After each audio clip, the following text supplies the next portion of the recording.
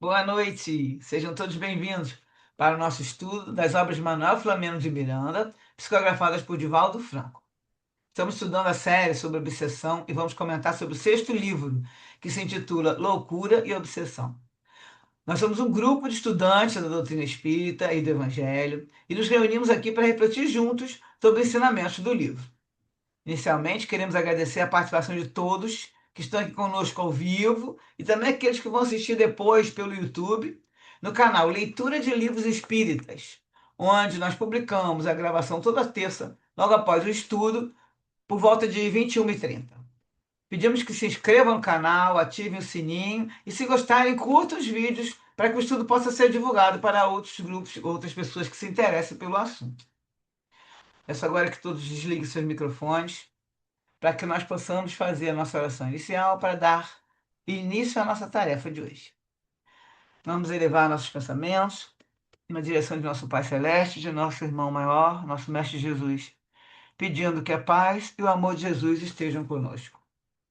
Senhor, rogamos seu amparo para os propósitos de bem servir. Reunimos aqui para mais um estudo e pedimos seu auxílio, que o Senhor nos conduza na realização dessa tarefa e que possamos estar receptivos à inspiração dos teus mensageiros. Que os ensinamentos do livro possam iluminar nossos caminhos na jornada evolutiva, facilitando assim a nossa compreensão e a nossa caminhada. Pedimos, enfim, a sua proteção para a realização do nosso estudo, e assim seja, graças a Deus. Vim botar aqui, Bia, boa noite. Vamos nós começarmos hoje o capítulo de outro personagem aqui, que é. Tá escrito Aderson. Eu vou falar Aderson, tem gente que fala Aderson. Então, eu acho que fica melhorzinho falar Aderson. É o nome que a gente já viu no capítulo 4. É o nome dessa aqui, que é aquele que tinha autismo.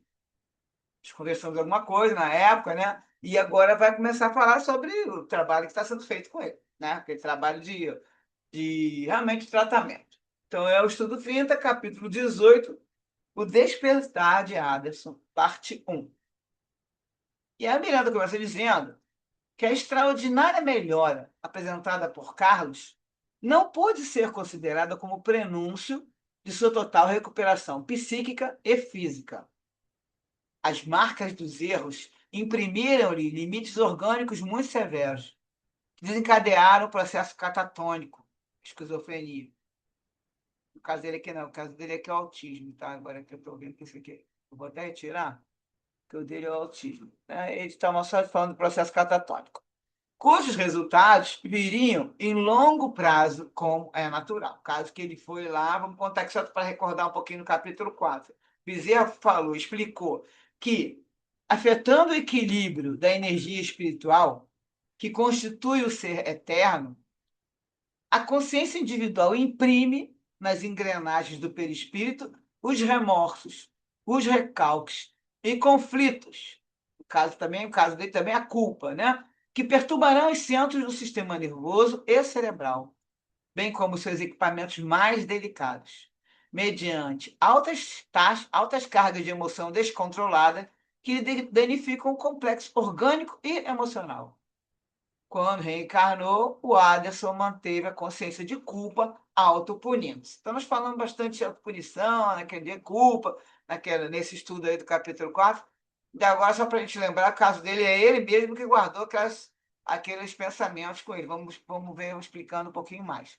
Miranda continua falando que o afastamento dos dois adversários, que estavam juntinho dele lá, obsediando, esse afastamento foi feito. Então, liberaram-no espiritualmente da Constituição, cada vez mais alienante, ensejando-lhe um reencontro muito animador com a lucidez. Ele começou a ficar um pouco mais lúcido. Não fisicamente, que a gente vai ver que o estado dele ainda, mas já estava ajudando, não tinha mais aquelas intoxicações, né, dos espíritos. Todavia, mesmo durante o dia e na entrevista com a benfeitora, permaneciam os sintomas da enfermidade, que a terapêutica médica iria auxiliando a corrigir, no momento com maior eficiência. Já estava dando algum resultado, em razão da psicosfera haver se modificado, desaparecendo a constante intoxicação fluídica e as perturbadoras presenças que o assaltavam durante o sono físico, que acontecia com ele, né? Aí Miranda continua dizendo que os adversários, encaminhados à renovação, liberavam-se, por sua vez, da própria desdita, né? Da parte feliz que eles estavam, o que não implica para ele, o Aderson, né, o seu felicitador, a anulação dos males que lhes foram infligidos.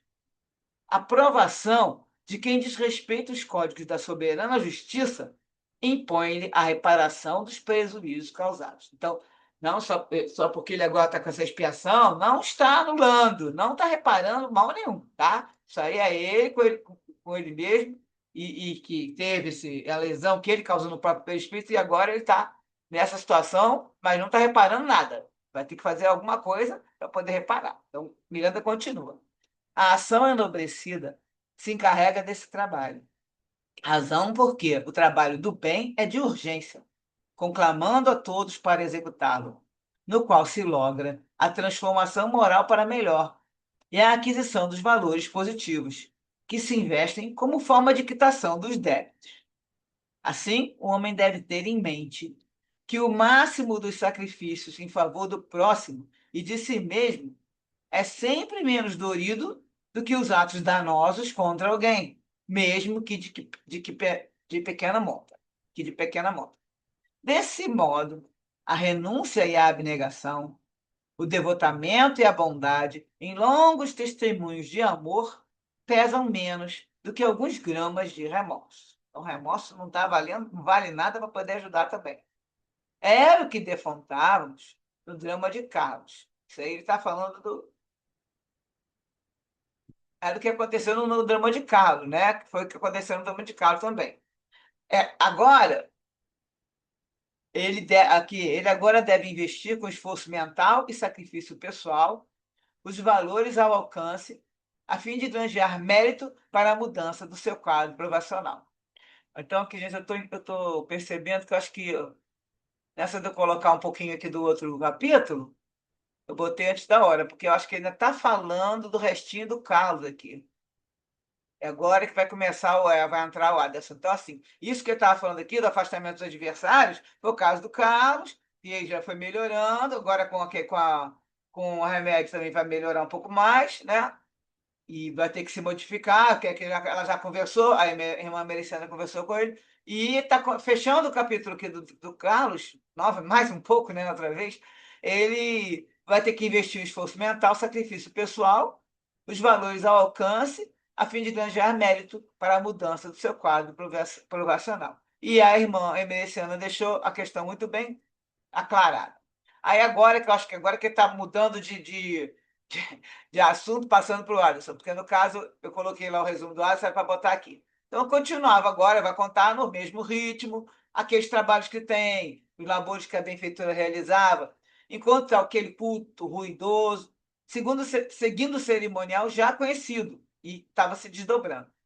Vários médiuns se encontravam em transe, e os espíritos que se comunicavam eram, invariavelmente, portadores de altas fixações com a vida física, que não conseguiram superar por meio da morte. Então, era o caso que ele explicou, Miranda, que eles estavam muito apegados ainda à matéria, que precisavam daquela. Às vezes precisavam de cachimbo, né, cigarro, que eles não ficam usando, né, e bebida, alguns usam essas coisas, e as roupas, e as velas, os incensos, tudo é porque eles necessitam disso para, na verdade, fazer aquele trabalho ali. Então, o Miranda continua falando. Na sua ignorância, compraziam-se com os interesses anteriores, esses espíritos, nutrindo-se de imagens viciosas, que ali se tratava de extirpar, mediante o fenômeno da incorporação mediúnica e pela assistência que lhes ministravam os benfeitores da casa, auxiliando-os lentamente a desimantar-se e a se descobrirem, ou induzindo-os a outras conquistas. Então, era para também fazer a educação, a reeducação dos espíritos que estavam nessa casa, que aí eles iam sendo orientados, passavam para um atendimento, né, uma assistência em outro local, e começava a se desimantar, a se desligar da matéria desse tipo de trabalho para passar o trabalho que a gente sabe que eles usam lá, que não tem necessidade de ter nenhum culto, de nenhum ritual. Aí Miranda continua falando: não obstante a densidade vibratória das energias, mais físicas que espirituais, em razão do número de entidades em trânsito nas faixas mais grosseiras, observávamos que não ocorriam interferências maléficas, por estar o trabalho sob rigoroso controle, resultando de larga experiência naquela área, como pela providencial equipe de cooperadores desencarnados, conscientes, esclarecidos e dedicados ao auxílio de iluminação. Ela tinha, a Merecena tinha ali uma equipe grande, e vários espíritos que já estavam, né, esclarecidos, auxiliando inclusive esses outros, que essas entidades que falam que estão nas faixas mais grosseiras, que a densidade vibratória está menor.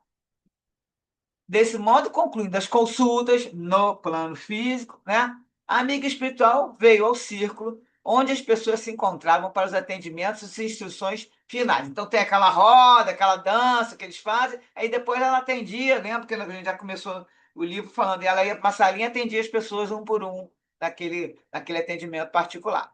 Aí agora sim que a gente vai falar do Aderson. O Aderson foi colocado no centro, auxiliado por dois companheiros encarnados, o olhar parado, a face pálida, refletindo-lhe a desvitalização, sem nenhuma reação aparente, era o espírito encarcerado no corpo silencioso, que a consciência culpada construíra para a reabilitação. Então, ele ali é aquele caso do autismo de alto grau, e fica com aquele corpo. O espírito está encarcerado, o corpo não se mexe, não faz nada, ele ficava sempre lá parado, né? Por causa da consciência culpada. Na verdade, quando eu li antes ali, que era do Carlos, todos eles tinham essa consciência culpada, né? A gente sabe que eles fizeram horrores e eles mesmo depois viram que estavam errados. Então, aqui só trazendo também quem era o Aderson, né? Como é que foi a história dele lá no início. Ele se dedicou, na sua reencarnação passada, a urdir planos escabrosos e de efeitos nefastos contra diversas pessoas a quem levou a desdita. De início, desforçava-se daqueles com quem antipatizava, endereçando-lhes cartas anônimas, recheadas de acusações e calúnias. Então, ele é aquele cara que fazia um monte de carta para todo mundo, falando mal de todo mundo. Então, só para resumir aqui, uma dessas foi ele estava picado pelo veneno da inveja, passou a perturbar o lar de um honrado amigo, de um amigo que era honrado, o lar também era honrado, né? Endereçando cartas repletas de suspeitas infundadas. Então, começou a mandar carta para o marido e para a mulher, falando que cada um estava traindo. E aí, essas cartas terminaram por levar o marido ao suicídio, envergonhado pelo comportamento da esposa, estava acreditando que ela foi taxada de adúltera, enquanto ela também acreditava, pelas cartas que ela recebeu, na desonra do marido. Aí, quando ele se suicidou, o marido, ela acreditou que foi por causa do remorso e ela caiu numa irreversível depressão, aumentando o sofrimento da família. Então, esse foi um dos casos, dentre outros, coloquei aqui só para a gente lembrar o que ele fazia. Ele estava com inveja com o casal, vivia feliz. Olha só o tipo de pessoa que ele era. Aí, depois que ele quando causava essas coisas, e tiveram outras histórias aqui também, vai falar que o suicida, essa senhora, a mulher dele, e também tinha uma outra jovem que ele fez um monte de carta falando mal para o noivo, e ela se suicidou por causa das calúnias dele. Esses três espíritos passaram a supliciá-lo, ficaram obsediando com a mesma impiedade que dele sofreram a perseguição. E aí, após a morte física, ele levou uma surpresa, né? Porque ele achou que não aconteceria nada. Ele negou, ele não, fingia que não tinha feito nada, negou os fatos escabrosos. E mesmo sob a implacável cobrança da loucura, porque já estava, né, enlouquecendo ele bloqueou a mente. Então foi logo aí que ele já saindo ele desencarnando, ele já bloqueou a mente, numa tentativa inútil de fugir ao ressarcimento inditoso feliz, imposto pela ignorância dos seus inimigos. O que aconteceu? Os inimigos estavam ali obsediando ele, né? Aí ele sai, dá de cara com eles, finge, ele falou que negou, que não foi, não fiz isso, coisa e tal, ele não estava negando aquilo ali como se fosse um crime, e bloqueou a mente logo aí. Transcorrido muitos anos de infortúnio, Aderson foi. Então, enquanto isso que não está falando, vai falar mais na frente, ele ficou na mão desses espíritos.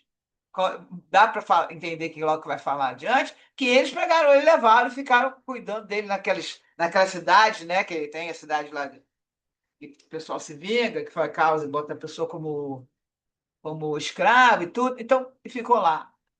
E aí ele coloca aqui, tá vendo? Transcorrido muitos anos de infortúnio, que é nesse tipo de vida que ele estava, Aderson foi reconduzido à reencarnação com todas as marcas do horror que lhe foi infligido, tá vendo? Então ele estava ali torturando, coisa e tal, e ele foi, vai mostrar que ele, alguém não fala quem nem como, mas mostra que ele foi retirado desse lugar por uma ajuda e ele vai reencarnar, mas com essas marcas. Então, além dele ter bloqueado a mente, o perispírito dele estava marcado também com todas aquelas experiências de horror.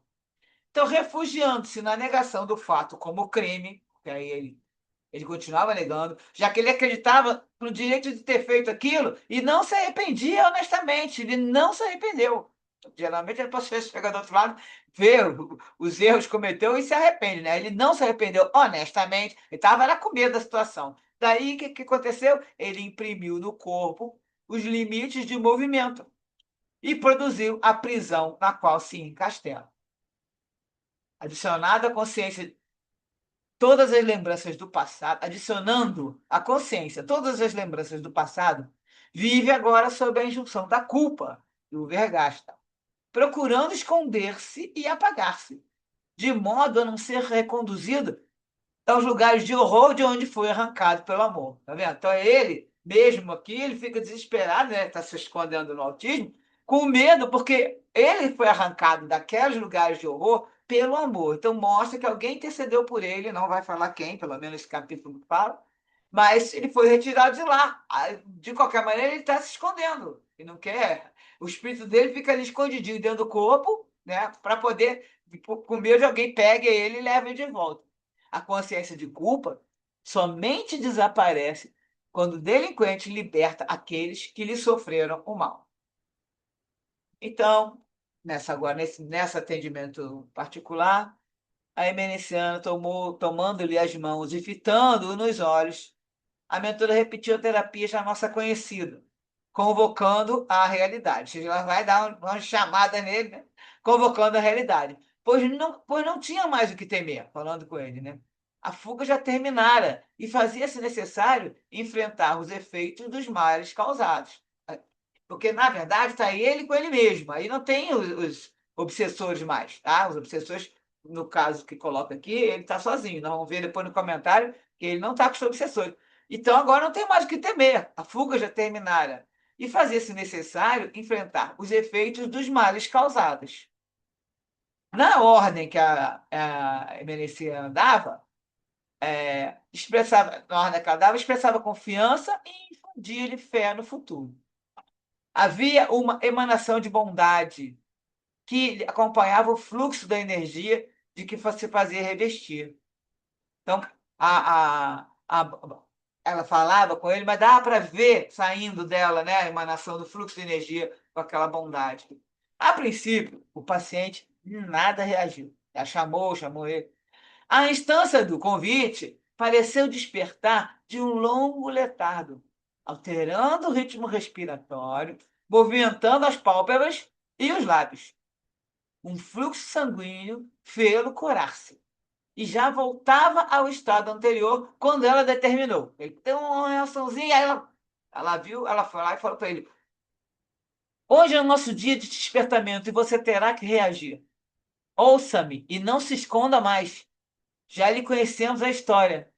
Recorde-se, enfrente-se e viva. Aderson, viva! Ele tremeu, como se fora vítima de uma ligeira convulsão. Debateu-se com agitação e voltou ao torpor habitual. Então, ele teve uma reaçãozinha, né? A essa ligeira convulsão.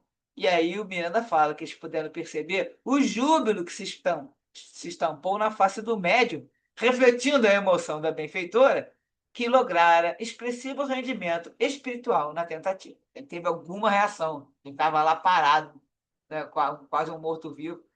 E aí os serviços encaminhavam-se por encerramento, foi só isso que aconteceu, agora no plano material, daqui a pouco a reunião continua no plano espiritual. Então, os serviços encaminhavam para o encerramento, o que se deu após breve discurso do diretor espiritual, conclamando todos à reforma íntima e ao constante trabalho em favor do bem geral. Considerando-se o número assustador de criaturas em rudes sofrimentos, num como no outro lado da vida. E aí ela vai falar nesse discurso, pequeno discurso.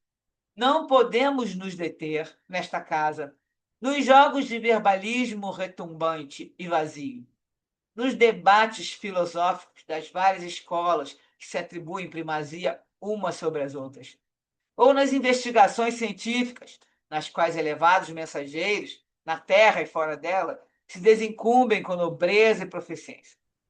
O nosso é o trabalho do consolo e do amparo imediatos, ante a incidência crescente da loucura e do suicídio, que espreitam milhões de criaturas, além daquelas que já lhes tombaram nas intricadas redes. Por isso, não temos tempo a perder. Todos marchamos para a unidade, embora existam diferentes trilhas e caminhos a percorrer. Cada qual realiza o melhor ao seu alcance, sem subestimar o que o outro executa. Nosso compromisso é com Jesus. Tem que lembrar sempre disso, gente. Isso aí é uma frase que eu costumo falar muito quando eu estou trabalhando lá no trabalho voluntário, porque as pessoas ficam preocupadas com o que os outros vão pensar que vai falar, assim, nós estamos fazendo tudo certinho, aí vem alguém que pode reclamar alguma coisa, eu sempre falo, nosso compromisso é com Jesus, nós trabalhamos para Jesus. Então, quando você tem certeza disso, você realiza o melhor ao seu alcance, né? E sem subestimar o que o outro executa. Que tenhamos, aí ela termina o discurso falando, que tenhamos o valor moral de segui-lo com fidelidade e lograremos uma conquista de alto significado. E aí, terminando com uma oração sentida, ao som de cânticos em surdina, encerrou o culto, liberando o médium na sala de consultas. Após aplicar-lhe forças restauradoras, veio ter conosco. Aí ela saiu deixou o médium lá, né? E ajudou ele a se recuperar.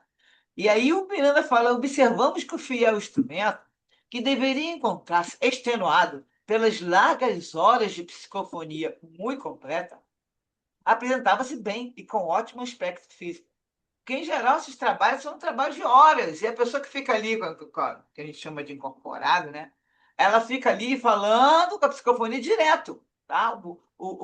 A Emericiana ficava com o Antenor, acho que é Antenor o nome dele, direto ali. E aí ele falou, poxa, estranho, depois de ó, várias horas, ela ficou forças restauradoras, mas mesmo assim, ela vai explicar aqui melhor agora. Estão percebendo essa observação que ele pensou, né? Aí a Emerência falou para eles, né? Que tava, o Bezerra tá junto. Os que aplicam as horas nos jogos das paixões dissolventes gastam as forças físicas e emocionais, como alguém que acende uma vela pelas duas extremidades, queimando excesso de combustível, o que acelera sua extinção. Em nosso campo de atividade, conforme a do conhecimento do nosso Miranda, quanto mais se dá, mais se recebe. O intercâmbio mediúnico, em clima de amor e de serviço pelo próximo, proporciona permuta de forças que se renovam e estimulam no organismo perispiritual a regeneração celular sem desgaste excedente de energias. Em tudo, a vigência das leis de causalidade, causa e efeito, né? Conforme a criatura atua, assim se situa. O amor de Deus estua em toda parte, convidando todas as criaturas ao crescimento íntimo, à ação em favor do progresso. Qual sol permanente, não cessa de clarear as sombras, embora as nuvens das paixões frequentemente intentem bloquear-lhe a claridade em expansão. Agora vamos para os comentários, que nós vamos ver que foi feito pela Jussara lá na live, e ela vai comentar que, no caso do Adas, os obsessores foram acolhidos e não estavam mais com ele, como eu já comentei. Agora era só ele em relação à sua consciência. Isso nos faz pensar a respeito da nossa própria consciência, da responsabilidade nas nossas ações e, mais especificamente, das nossas palavras. Então, ela vai focar bem nas palavras, porque foi o caso do Aderson. Ele não fala, às vezes ele falava um pouco, mas ele escrevia, então é como se fosse uma palavra. Aí vamos focar nisso. A palavra é profunda nas suas consequências. Tudo que falamos, ou escrevemos, ou hoje em dia digitamos, terá consequências. Devemos utilizar as palavras com responsabilidade. Atualmente, estamos na era da comunicação e a palavra não é neutra. Sempre irá construir ou destruir. É uma energia que cria realidade. E vários espíritos alertam em relação ao uso da palavra. As palavras proferidas ou escritas dão origem a uma série de acontecimentos. E aí teve a referência em relação ao livro Instruções Psicofônicas, André Luiz Chico Xavier, no capítulo 9, que fala na espera da palavra, para ver as consequências, né, como falou. Certa palavra delituosa foi projetada ao mundo por uma boca leviana e, em breves dias, desse quase imperceptível fermento de incompreensão, nasceu vasta epidemia de maledicência. Da maledicência surgiram apontamentos ingratos, estabelecendo grande infestação de calúnia. Da calúnia apareceram observações impróprias, gerando discórdia, perturbação, desânimo e enfermidade. De semelhantes desequilíbrios emergiram conflitos e desvarios, criando aflição e ruína, guerra e morte. A palavra deprimente é sarna invisível, complicando os problemas, enegrecendo o destino, retardando o progresso, desfazendo a paz, golpeando a fé e anulando a alegria. Se buscamos no mundo selecionar alimentos sadios, na segurança e aprumo do corpo, é indispensável escolher conversações edificantes, capazes de preservar a beleza e a harmonia de nossas almas. Bocas reunidas na exaltação do mal assemelham-se a caixotes de lixo, vazando bacilos de delinquência e desagregação espiritual. Atendamos ao silêncio, onde não seja possível o concurso fraterno. Então, toda vez que não dá para você ter o concurso fraterno, preferir ficar calado, né? Para cooperar com o Cristo, é imprescindível sintonizar a estação da nossa vida com seu Evangelho Redentor. Busquemos sentir com Jesus. Não nos esqueçamos de que a língua fala com os homens e de que o coração fala com Deus. Aí ela citou a referência, né? Agora continuando os comentários. Anderson não era um criminoso comum. Ele usava a palavra para praticar seus crimes e se alimentava da maledicência.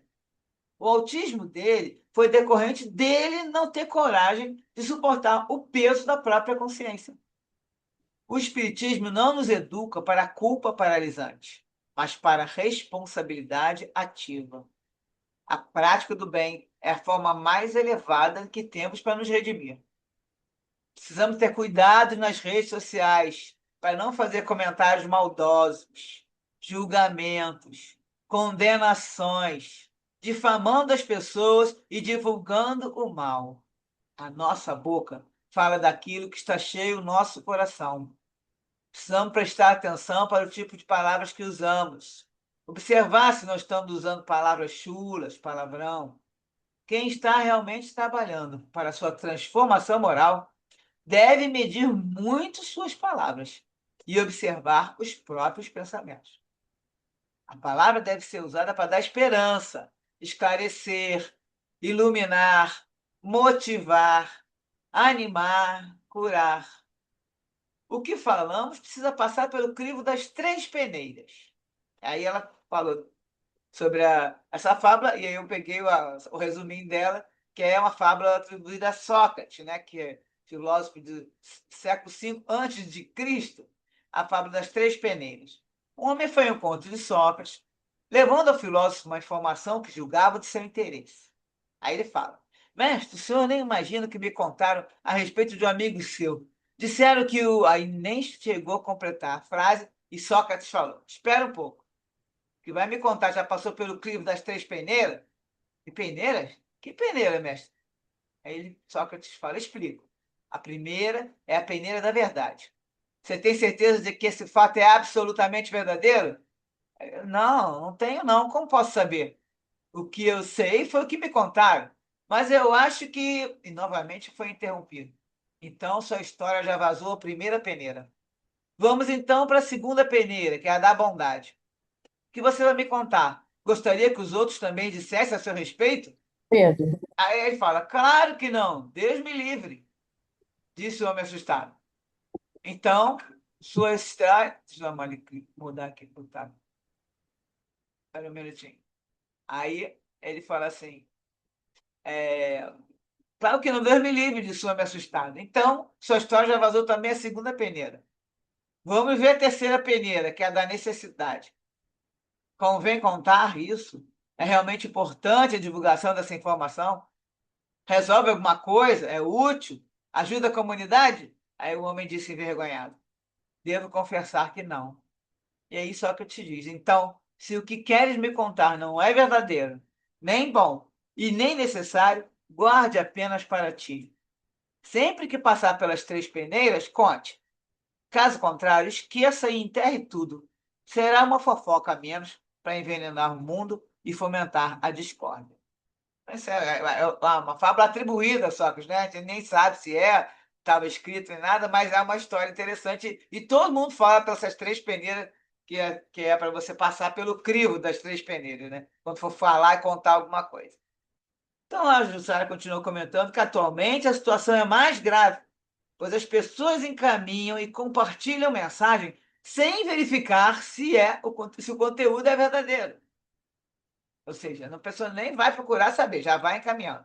Repassam críticas e alimentam conversas negativas, o que não é bom, nem útil. Então, mesmo que você está querendo passar a história para frente, tem que primeiro ver se aquilo ali é bom, se aquilo é útil. Porque para a gente ficar contando coisas negativas, não vale a pena. Para nós, viu? Não só para nós, como para quem a gente está falando também. Cria-se uma ilusão de que a palavra digital não tem peso. Só que ela tem um peso moral, tem um peso emocional e tem um peso espiritual. A responsabilidade é de quem está divulgando a palavra, dita ou escrita. E o espírito, nosso espírito, registra tudo. E a lei de causa e efeito responderá com consequências futuras. Portanto, precisamos ter critérios e pensar bem antes de falar ou escrever. E ela termina dizendo aqui que as nossas palavras possam servir como instrumento de paz, de canal de luz, de gesto de amor. Porque o uso da palavra é uma escolha nossa, nosso livre-arbítrio, né? Como utilizar esse dom divino que a misericórdia divina nos propiciou? Para destruir e ferir ou para construir e curar? Nós somos co-criadores da obra divina. Que nossas palavras sejam sempre sementes de luz e fortaleçam aqueles que estão fracos e desanimados. Que possamos escolher brilhar a nossa luz todos os dias pelo verbo criativo e amoroso. Então, agora, vou dar uma paradinha para que a gente possa fazer os comentários aí, as perguntas.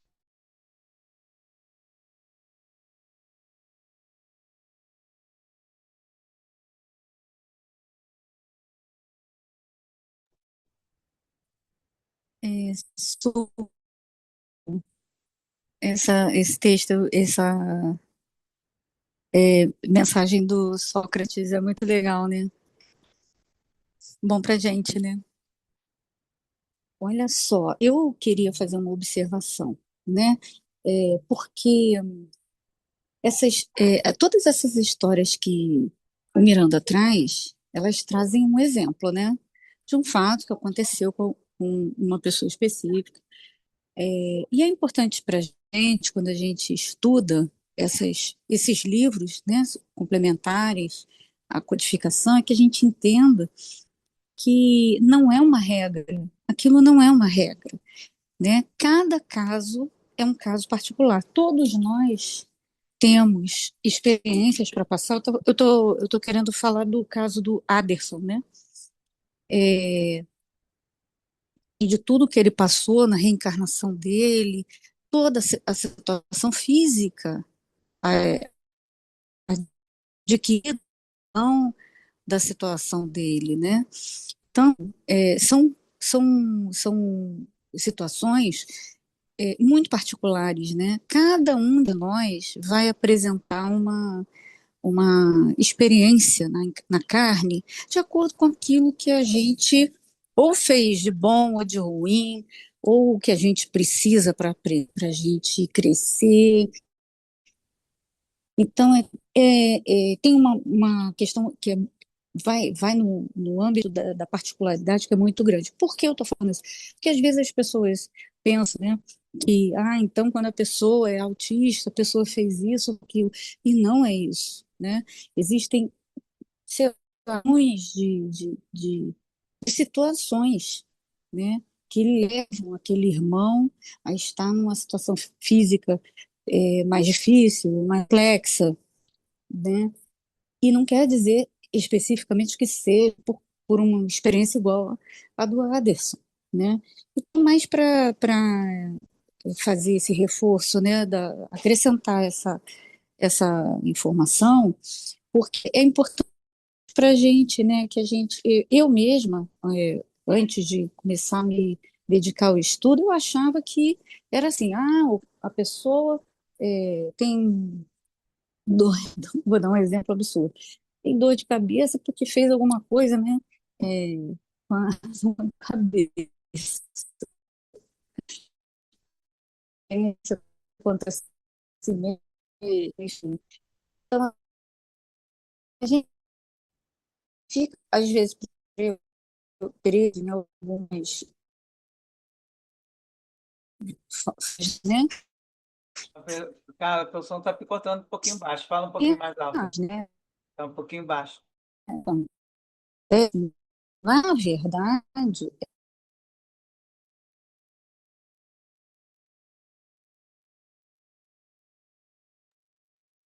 Você ficou mudo aí. oi, É, ficou é mudo aí. Repete, porque pô. Na verdade, o quê?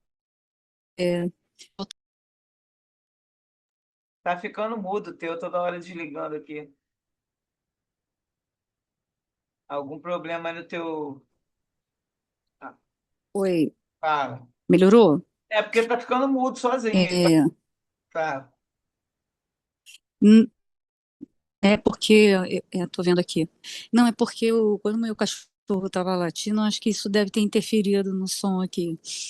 Eu não sei aonde eu parei, mas o que eu queria dizer é isso, que a gente, né, cada um de nós tem uma experiência única e é de acordo com essa experiência que a gente vive, é que a gente vai levar impressões para o mundo espiritual, vai trazer de volta para a carne outras experiências, né? Então não existe uma regra para esse tipo de coisa. A gente vem às vezes com deficiências, né? E essas deficiências não significam necessariamente que você fez um mal no passado. Pode ser uma escolha da gente como espírito para algum objetivo, né? Específico. Tem uma série de situações que podem acontecer, então não há uma regra, né? Para isso. Para a gente não ficar achando que é, é uma coisa assim, a ferro e fogo, né?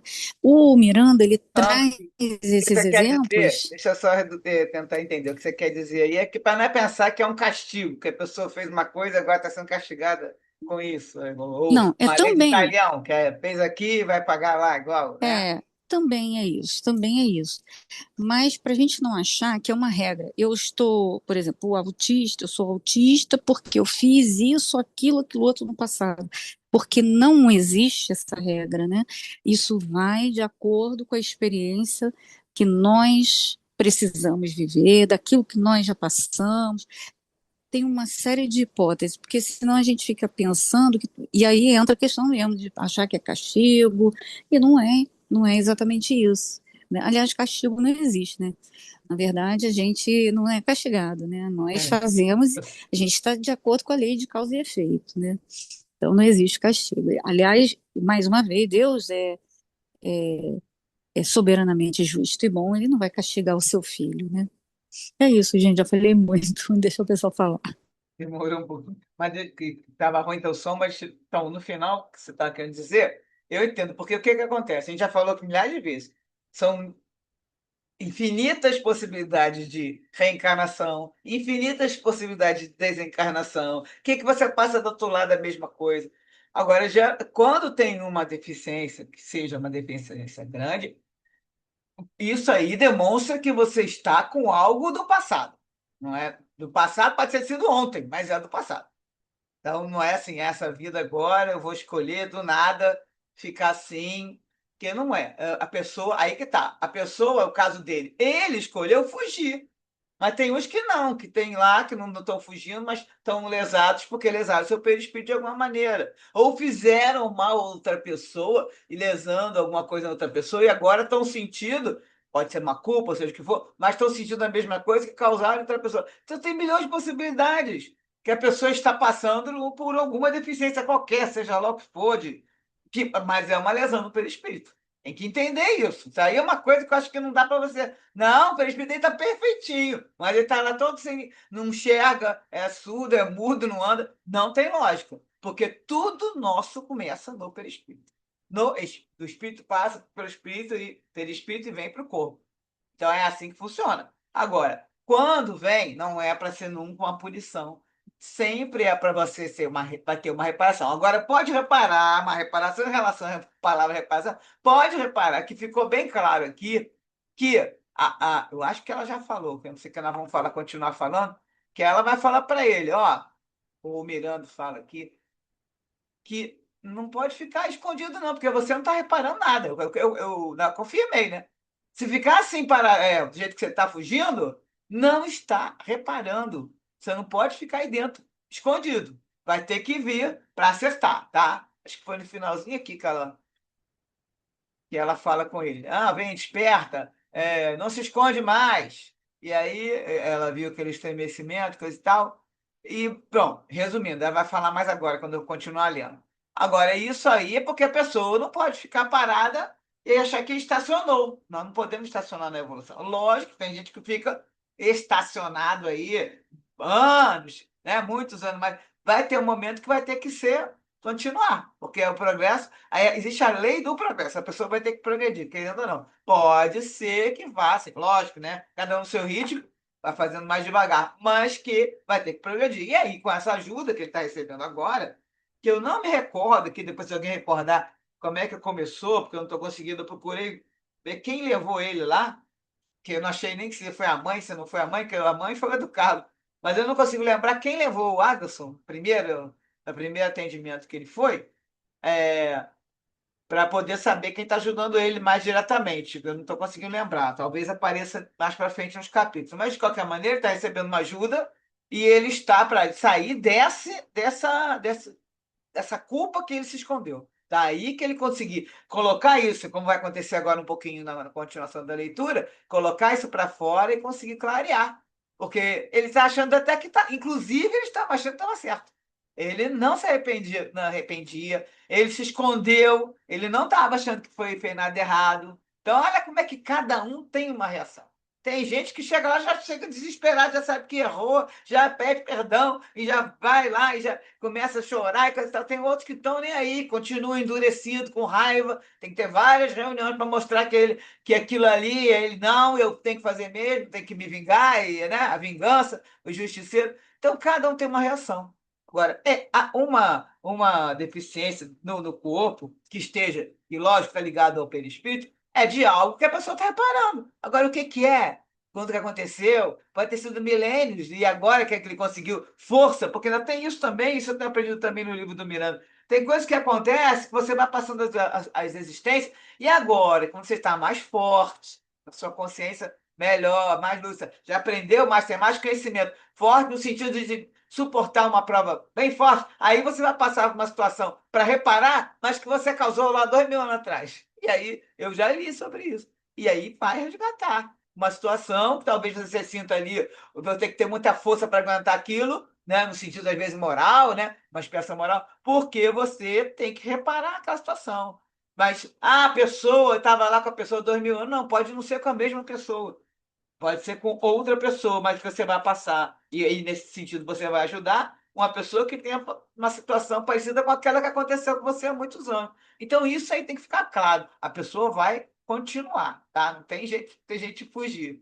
Eu vou continuar o texto, porque vai continuar justamente o que eu estava achando que já tinha falado, e a gente vai discutir mais depois da continuação. Peraí. Achei que eu já tinha falado. mas é que agora que ela vai conversar com ele. Então, aí a Emerência estava falando que o amor de Deus estua em toda parte. Estava explicando, né, que ali, naquele lugar, não tinha, né, nenhuma reflexão teórica, nenhuma ciência, mas era atendimento imediato, né, emergência, né? E aí o amor de Deus estua em toda parte, convidando as criaturas ao crescimento íntimo em favor do progresso. Olha o progresso. O progresso aqui não é só individual, não. Isso é a evolução de todos. Aquela pessoa, uma pessoa evoluindo, ela já ajuda os outros que estão ao seu redor também nesse progresso. Um vai dando a mão ao outro e vai levantando. Aí o Miranda estava refletindo sobre isso, pensando que ali estava pulsante a lição do trabalho, cooperando em favor da ordem geral, sem vanglória, no anonimato quase da verdadeira humildade.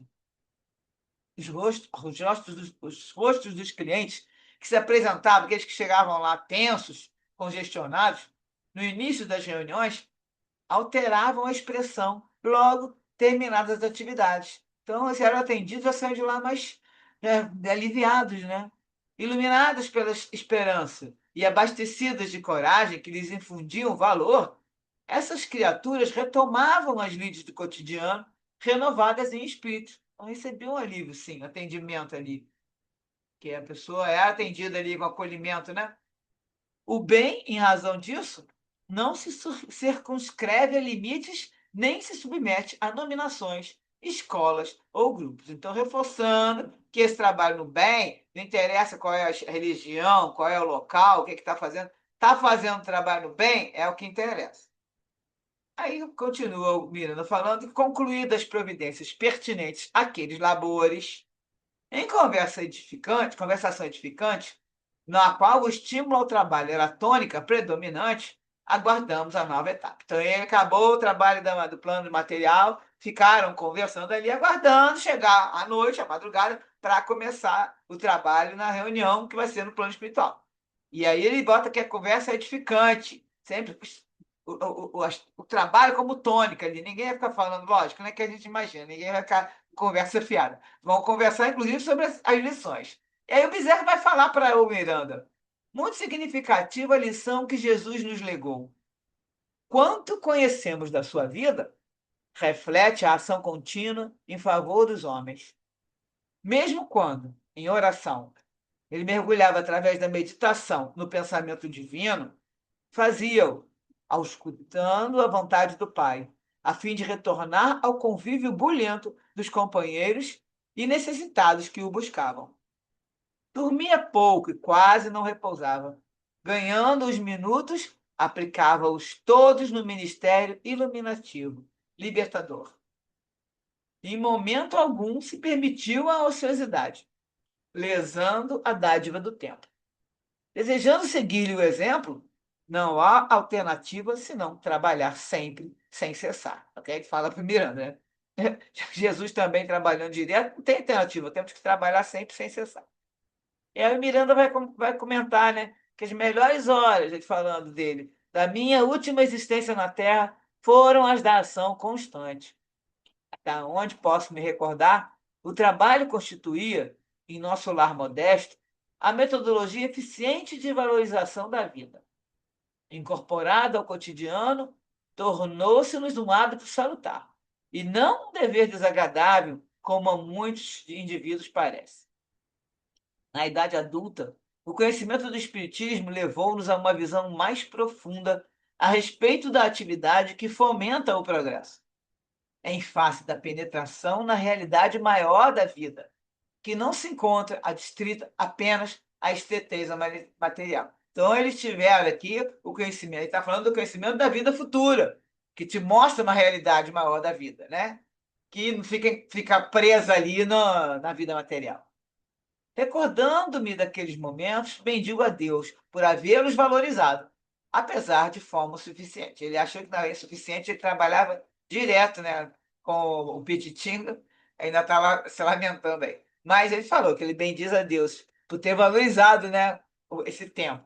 E o Bezerra vai falar, o universo pulsante, que os modernos cientistas já afirmam ser não mais uma máquina, conforme os conceitos materialistas do passado, mas sim um grande pensamento, é o exemplo dessa ação incessante. Então, aqui está colocando que o grande pensamento, então, é a ação incessante, o universo pulsante. Na verdade, está fazendo uma alusão aí, uma referência a Deus, né? Nele não há vácuo, nem repouso. A vibração da vida está presente, a tudo interpenetrando e movendo. E aí Miranda fala que as opiniões valiosas calavam-me com profundidade na alma, quando se anunciou o momento para o socorro a Aderson. Então já passou um tempo e agora eles vão fazer a reunião no plano espiritual. A convite da benfeitora espiritual, retornamos à pequena sala das consultas, onde Felinto e alguns outros auxiliares haviam armado um equipamento semelhante aos videocassetes modernos. Então, gente, aí você tem que levar em conta que esse livro já tem, eu não me lembro mais quando a gente viu, não sei se é 60 anos, sei lá. Naquela época, o videocassete, ele estava comentando videocassete moderno, na época que foi escrito o livro, porque o Miranda morreu em 40 e pouco, não tinha nada parecido. Aí ele viu que era semelhante ao que existia aqui na matéria, que eram os videocassetes naquela época, que escreveu o livro. Dois assistentes haviam seguido o paciente, estavam arrumando esse equipamento, ele estava só olhando. Dois assistentes haviam seguido o paciente e família, também ele foi com a família, o Aderson com a família. Seguiram ele para volta para casa, né? Saíram do centro, da reunião na matéria ali, e foram e acompanhou eles, a fim de o trazerem mediante o desdobramento pelo sono para a reunião, ali chegando naquele instante. Então, esperar eles dormirem para trazer, no caso, aqui só vai falar. Só está contando que foi o Aderson, não fala de mais ninguém. Trouxe ele desdobramento pelo sono para aquela reunião. E ele estava chegando ali naquele instante. Então, ele falou que é fim de o trazer. Então, só foi só o Aderson mesmo. Organizando um semicírculo, em frente a duas cadeiras, nas quais se sentaram a mensageira e o doutor Bezerra, este proferiu comovedora oração ao terapeuta divino, rogando auxílio, e a reunião teve o seu começo. A irmã emerenciana despertou o enfermo, que, para minha surpresa, mantinha a mesma face, quase se for uma máscara incapaz de refletir as emoções e a vida. Tal qual como se apresentava no corpo, a mesma imobilidade estava presente no seu estado espiritual. Então, o Miranda estranha, porque geralmente o espírito está numa situação diferente. E ele estava igualzinho que ele foi lá, participou agora mesmo. A mensageira aplicou-lhe passes de dispersão fluídica, desintoxicando-o, numa tentativa de arrancá-lo do estado de hibernação profunda no qual se recolhera, buscando esconder-se da própria consciência. E ela começa a falar com ele. Esse é o dia do seu reencontro. Você tem compromisso com a vida e não poderá ficar indefinidamente detido na inconsciência. Agora que ela vai falar aquilo que ela pensa, ela vai ficar em cima dele, você não pode ficar assim. Todos conhecemos a sua história, que você se recusa a admitir. Você é suicida, que devia à existência física vários anos que não cumpriu. Você matou o corpo, mas não morreu. Aí o Miranda fala que ficou chocado com aquela afirmação. Ficou chocado que ela falou diretamente, né? Porque ele foi informado antes que ele desencarnara por derrame cerebral. Desse modo, não vinha como considerar um suicídio. Mas ele fala, eu não tive, porém, tempo de interrogar Felinto a respeito, porque a mentora insistia, reafirmando. Você matou o corpo, no entanto, continua vivendo. Recorde-se, Aderson.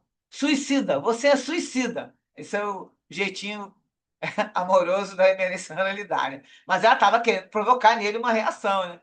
E aí o choque, produzido pela voz enérgica, numa indução poderosa, fez o espírito agitar-se. E rompendo uma cadeia de forças que o imobilizavam, ele reagiu possesso. Não, não me matei. Eu nem esperava ou queria morrer. Naquele dia, não me matei. E aí, Miranda fala que percebeu o alívio da benfeitora. Ela viu que ele teve a reação, né? Que desejava essa ruptura, arrancando daquele mundo cruel de silêncio e mumificação, pois que logo em seguida, em outro tom de voz, ela prosseguiu. Ela conseguiu que ele respondesse e ela fala agora em outro tom de voz.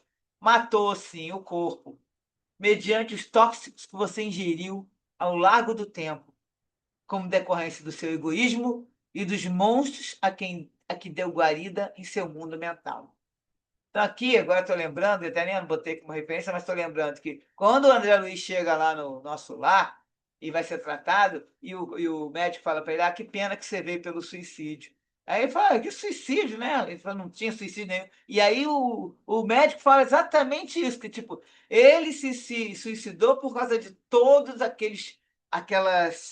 os sentimentos que ele tinha, né, as emoções que ele tinha em relação à vida e tudo, e aí, no caso, aquilo tudo foi causando, a vida dele foi reduzindo o tempo. E aqui é a mesma coisa, ele fala, como decorrência do seu egoísmo e dos monstros que deu guarida em seu mundo mental. Imagina uma pessoa fazendo o que ele fazia, né? Que mundo mental era esse? E aí ela fala, se fosse outro seu comportamento, viveria mais um decênio no corpo físico. Que fez, porém? Agasalhou a inveja e a perversidade distante dos sentimentos de humanidade, sem compaixão nem amor. Viveu para si, acumulou mágoas e insensatez, enquanto a vida o convidou à fraternidade, ao serviço do bem. E aí o Aderson desabafou em convulsão. Ninguém me amou. E aí a Melissana fala: sim, você o crê, porque nunca amou. Temia dar-se e invejava aqueles que se doavam uns aos outros. Não acreditava em pureza, pois que vivia em clima mental de perversão e promiscuidade, observando a conduta de seus irmãos através das lentes distorcidas da sua enfermidade moral. Estou lembrando também que agora, contando isso, que ele fazia essas maldades todas, não se firmava, não arrumava nenhuma pessoa que ele pudesse, né, namorar, seja coisa decente, e procurava também, pagava para prostitutas, por isso que ela fala aqui, clima de perversão e promiscuidade. E aí ele fala: por quem me acusa? Interrogou ofegante. E ela fala: não fazemos em forma de acusação. Antes, desejamos que você enfrente os acontecimentos, a fim de que dele se liberte. Fugir de si mesmo ou anestesiar a consciência é uma experiência inútil, pois que ninguém o consegue em definitivo. Onde você se refugie, continua com você mesmo. Então aqui deixa bem claro. Não adianta ficar anestesiando a consciência, porque ninguém foge definitivo. E aí ele continua matando, eu sou inocente. E ela fala, você sabe que não é. Outros crimes lhe pesam na consciência, cobrando-lhe a reparação. As suas vítimas sucumbiram, não somente na trama difamatória, mas no suicídio, a que você levou mais de uma. Portanto, é homicida igualmente, não resolvendo o seu problema com o autoaprisionamento do corpo. Então, não adiantava ele ficar ali preso no corpo, que ele vai ter que reparar os homicídios, que as pessoas se mataram por causa dele, né? O suicídio dele, que ele foi um homem que tinha esses sentimentos que destruíam a parte mental e também acabaram destruindo a vida dele. E aí ele vai alegar: não, eles se mataram, não foi por minha causa. Aí ela veremos, meu filho. Você mesmo constatará pela segunda vez. Acompanhemos alguns lances da sua última existência corporal, que selecionamos para este momento. E aí, agora, voltando aos anos atrás, né? Ele pega no sinal, a fita gravada foi posta no aparelho. E as imagens passaram a refletir-se numa tela de média proporção. Só que tinha uma peculiaridade especial, a da terceira dimensão. Então, isso a gente não teve na época do videocassete, nem temos até hoje. Ali, eles botaram a fita e a tela mostrava tudo acontecendo ali na hora. E também vai mostrar os pensamentos, como a gente vai ver. Então, era uma peculiaridade. Aí o Miranda fala, né? Ele estranhou que ele nunca tinha visto. Era como se nos encontrássemos acompanhando os fatos no momento em que se sucediam. Aderson se apresentava na chamada Idade da Razão, quando começou o expediente infeliz das cartas anônimas difamatórias e o hábito de levantar, verbalmente, suspeitas destrutivas como contra quem lhe caía sob a alça de mira da inferioridade. Simultaneamente, as imagens vivas, aí o Miranda falando, captávamos os pensamentos de cada momento. Então, com um filme que a gente vai ver a pessoa vai passando, a gente vai mostrando o que que a pessoa está pensando, ele tá, mas só que em terceira dimensão, né? Então, ele está contando também via isso, captava o pensamento precedente e durante a ação nefasta que se lhe irradiava da mente maldosa. Ele, que estava pensando, vou fazer isso, fazer aquilo. E aí o Miranda fala: confesso que era a minha primeira experiência nesse setor de avaliação do passado de alguém, em terapia das suas vivências próximas e pretéritas, por meio de equipamento tão sensível. Já conhecêramos o cinemascópio, que é o cinema que tem som, né, aquele surround, né, quando fez um cinema mais elaborado. E aí, no caso, no plano espiritual, também tem as ideoplastias vivas, que são aquelas ideias que formam. Eu lembro como se fosse no filme do Harry Potter, que aí você via a foto e a foto se mexia. Então, é a mesma coisa, a ideoplastia viva fica aquela foto, mas fica mostrando uma ação, uma atitude, né? Os clichês mentais, que também formam uma foto que vertiam dos depósitos profundos do perispírito, as evocações por indução telepática, e aí teria a evocação também, induzindo, no caso, ou espontânea. Então, acontece isso também, gente, em algumas fazem, outros livros, ele está contando as coisas que ele já viu. E isso aqui não nesse livro, mas que já tiveram casos parecidos. As espontâneas, menos aquela técnica fascinante, em que a vida retornava esfuziante e se podia penetrar no íntimo dos fatos, que eram o emocional e o mental de cada personagem apresentado. As cenas sucediam-se em ritmo crescente, selecionadas conforme referido. Ela falou que ia mostrar as épocas certas, né? Então foram selecionadas. O enfermo balbuciava defesas injustificáveis. Ele ia falando e ia, né, mostrando a cena e ele ia tentando se justificar, passando do desespero convulsivo à revolta e à blasfêmia, para depois ir se aquietando, desperto, conscientizando-se da gravidade dos atos praticados. Então, ele foi reclamando, reclamando, ele não viu que não tinha jeito, e foi o suicídio da jovem, e isso na época aqui do capítulo, quando vai contar essa história, eu lembro que ele tentou pegar e conquistar essa jovem, mas só que ela gostava de outra pessoa. E aí ele começou a mandar carta pro cara, que era o noivo dela, acho que era o noivo. E ele acaba acreditando, ele desmancha o noivado com ela. Eu lembro dessa historinha. E aí ela acaba se matando. Então ele falou que foi esse suicídio que mais difamou, a quem ele difamou mediante uma carta criminosa ao seu namorado, que mais o afligiu, porque no fundo ele gostava dele, gostava entre aspas, né? Ele estava afim dela, mas depois viu que ela não deu bola para ele. Então ele acompanhou ali, naquela recordação, a onda mental dela, as dores que lhe precederam ao suicídio, a sua infinita amargura, e ela não descobriu quem foi, só depois que ela morreu que ela ficou sabendo. Então, e na época, desconhecimento do autor de tão cavilosas acusações. E porque ela o sensibilizava afetivamente, ou seja, que ele sentia algo para. Ele rendeu-se suplicando. Foi na hora que ele viu, pô, filho, foi demais. Agora, ele fala: parem com isso, interrompam a peça condenatória. Não podia imaginar no começo que tudo chegaria a esse ponto. Quando me entreguei a esta loucura, eu era e sou ainda mais infeliz do que as minhas vítimas. Eu me encontrava louco e não podia, não queria me deter. A volúpia dos desgraçados é sorver até a última gota a própria degradação. Ó Deus meu!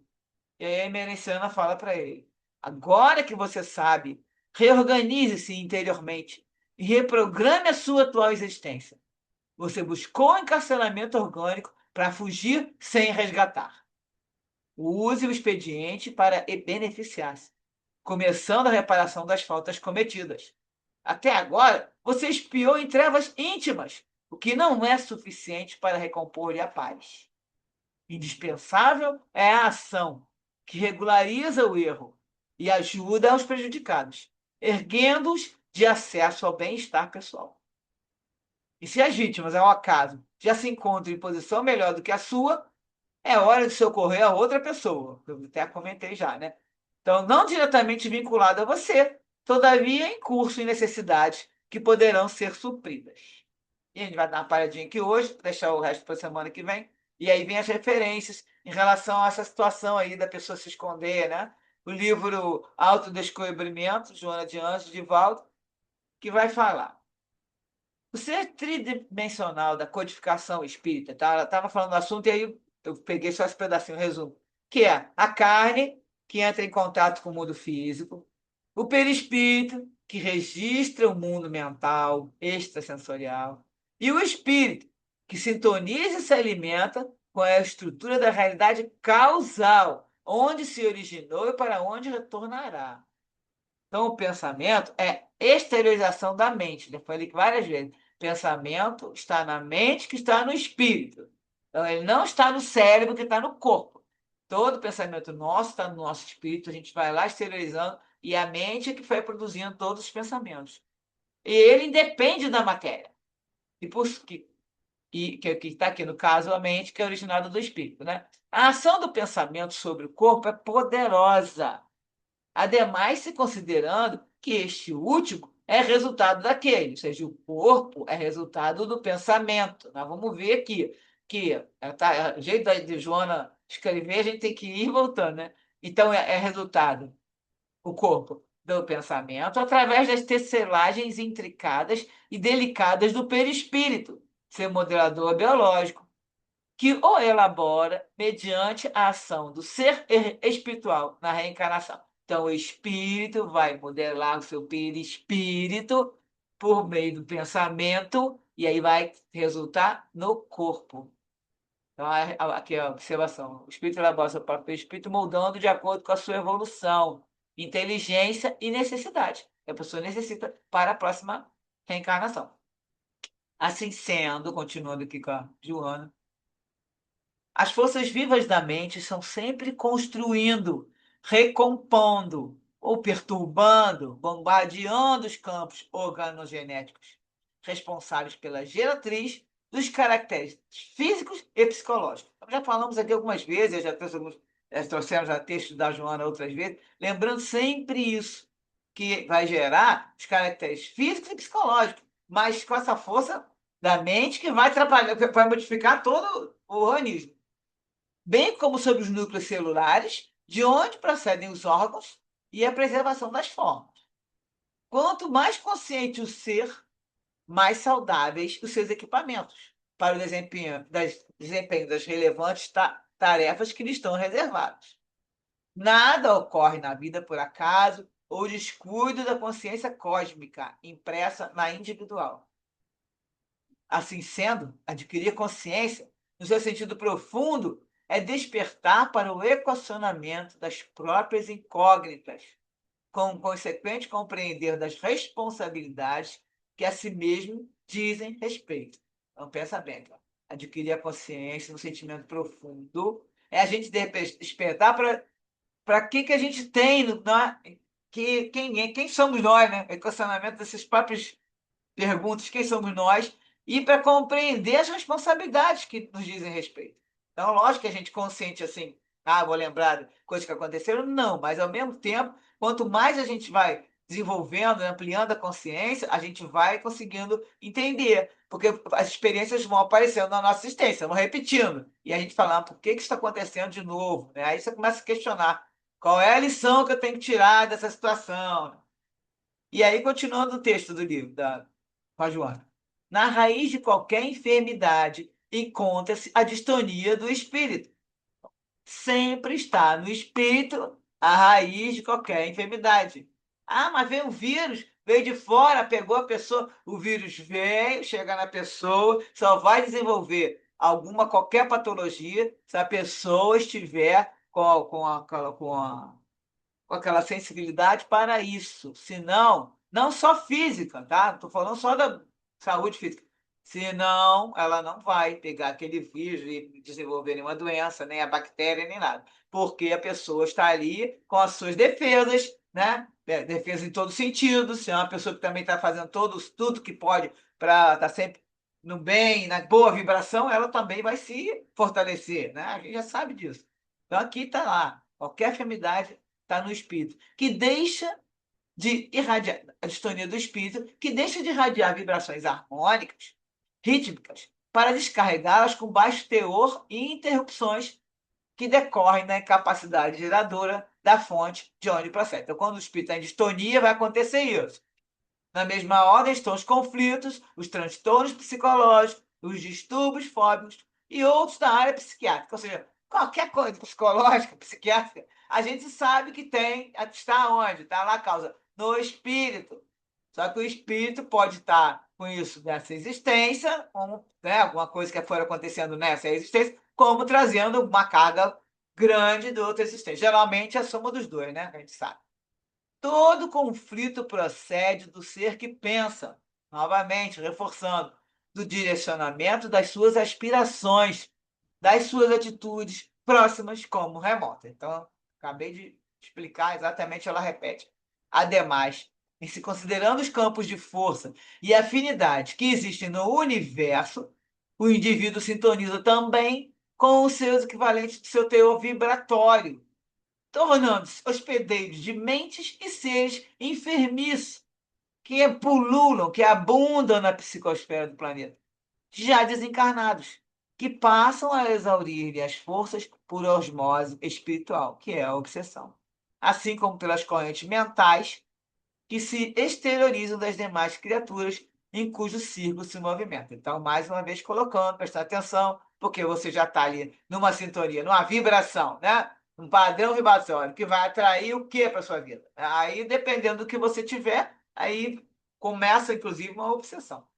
Nunca será demasiado propor-se elevação moral e renovação espiritual do ser humano ao todo próprio destino, considerando que, de acordo com aquilo que aspire e faça, proporcionará a si mesmo, hoje ou mais tarde, o resultado de sua escolha.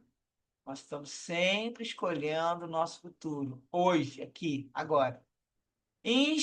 Introspecção, alegria, reflexão, cultivo de ideias superiores, oração, constituem terapias avançadas, com seus efeitos vibracionais positivos em favor de quem os mantenha, produzindo saúde pela recomposição do equilíbrio psicofísico. Então, equilíbrio não é só físico, nem é só psíquico, é psicofísico. Tá? Tem que terminou essa parte da referência da Joana. Então, é muita informação, né, da sociedade que a Joana traz ali. Daria para falar muita coisa, mas vocês conseguiram entender o que estava ali, que puder comentar alguma coisa.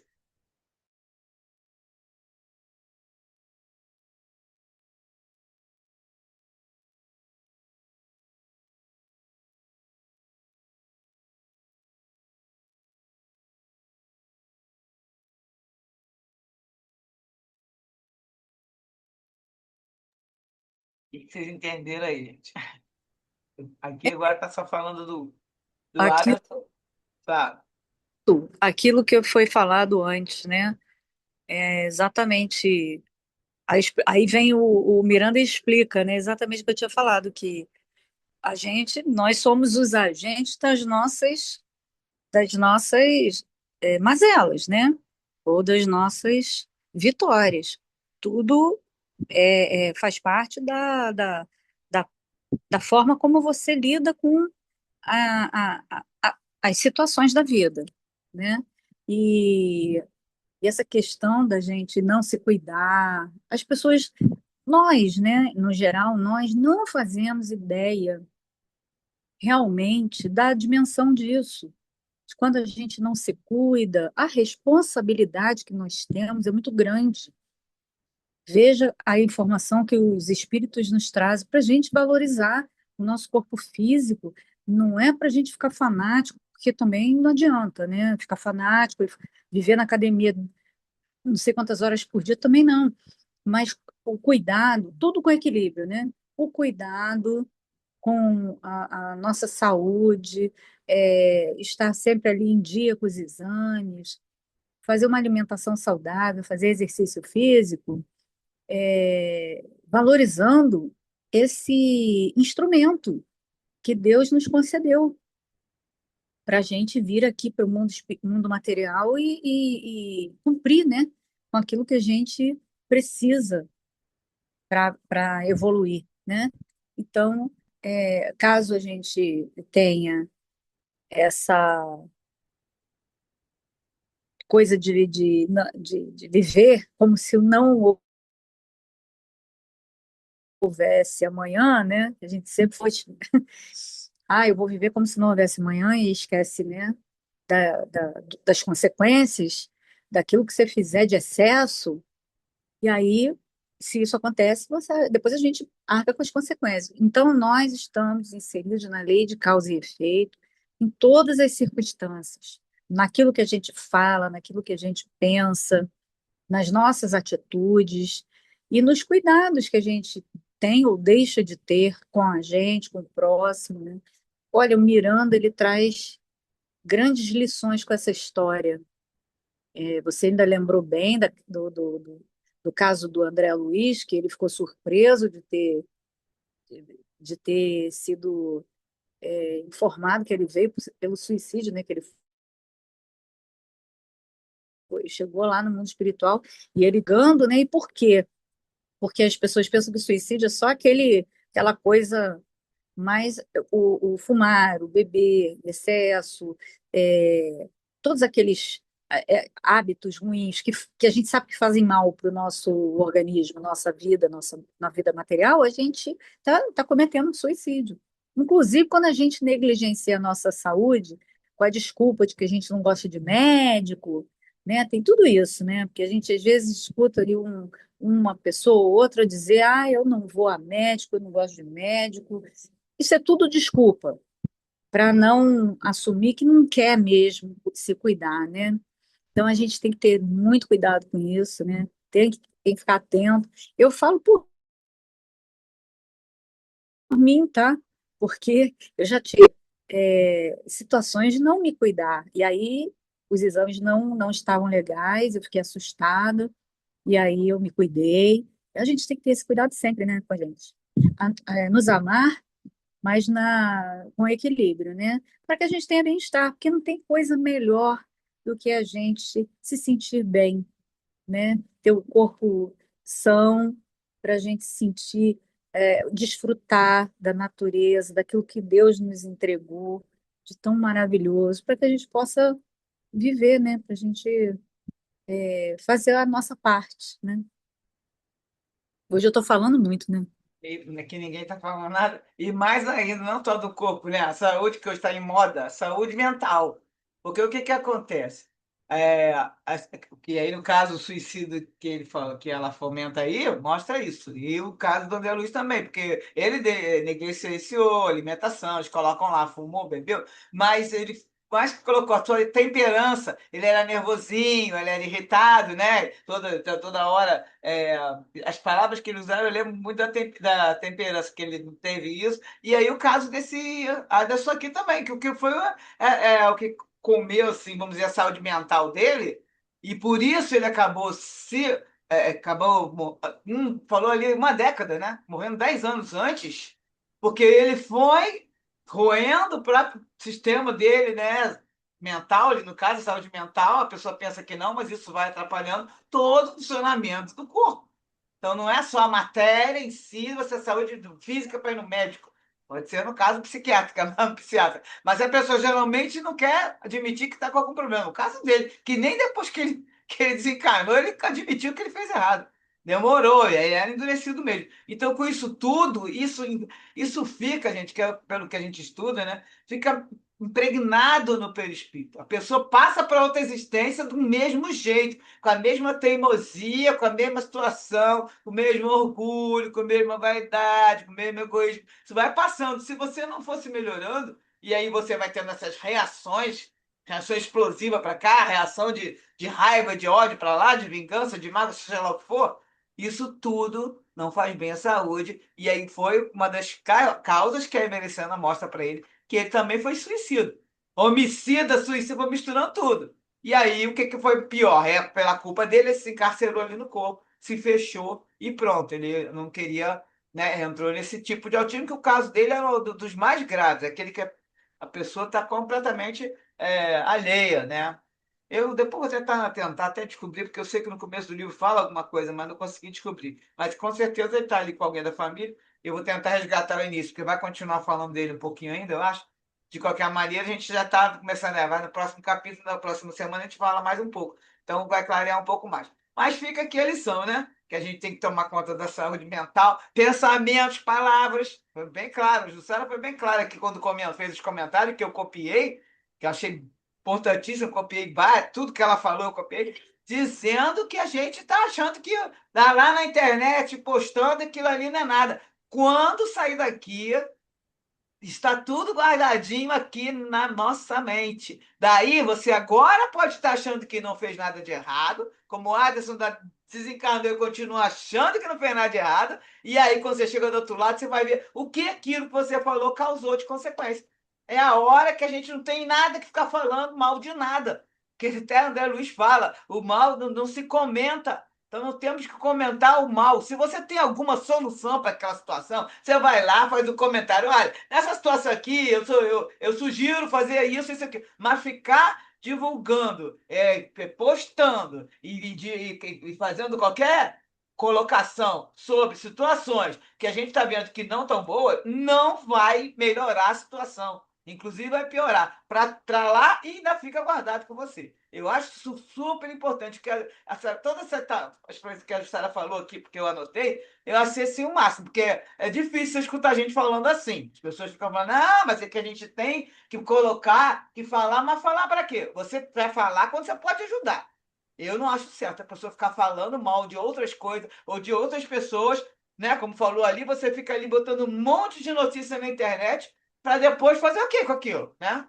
E eu não tenho nada, nenhuma solução para dar agora. Minha solução é, quando eu posso, eu dou sugestão. Quando eu posso, eu meto a mão na massa e vou lá ajudar. Tá com fome aqui? Vou lá, faço uma ajuda aqui. Ah, tem precisando agora, por exemplo, vai ter bazar lá na nossa casa ali. Vou lá pro bazar para trabalhar, porque precisa de gente, porque aquilo vai reverter uma renda, que vai ajudar a casa lá, né? Os velhinhos que estão ligados à casa dos Francisco de Paulo. Então, isso que você pode fazer. Muita gente fala, fala e não faz. Então, se você puder fazer, faça. Agora não adianta ficar falando, tem que meter a mão na massa. Bia quer falar? Foi isso, não, justamente, né? Me chamando a atenção no texto essa parte da gente se policiar para não propagar notícias, né, que fomentem, sei lá, mais discórdia, mais negatividade na psicosfera do planeta. Enfim, eu sempre me atento para isso, assim, nas redes sociais, né? Eu penso se é útil divulgar isso ou não, entendeu? Vai fazer o bem pro meu próximo ou não, né? Achei engraçado essa citação do texto, porque eu já tinha muito isso comigo, né? Esse policiamento do que eu vou compartilhar ou não, o que eu vou falar ou não, né? Achei bem interessante essa parte, né? E super, super fato isso, né? É o Que realmente a gente tem que se policiar. tem que lembrar que vocês toda hora comentam, né? Eu já tinha escutado. Aí, como ela detalhou, mas como é o crivo das três peneiras. Ah, é verdade?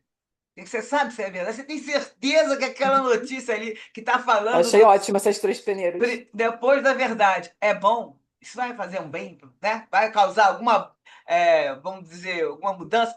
Não. E qual é a bondade? É bom e como é que é verdadeiro, bom e necessário. É útil.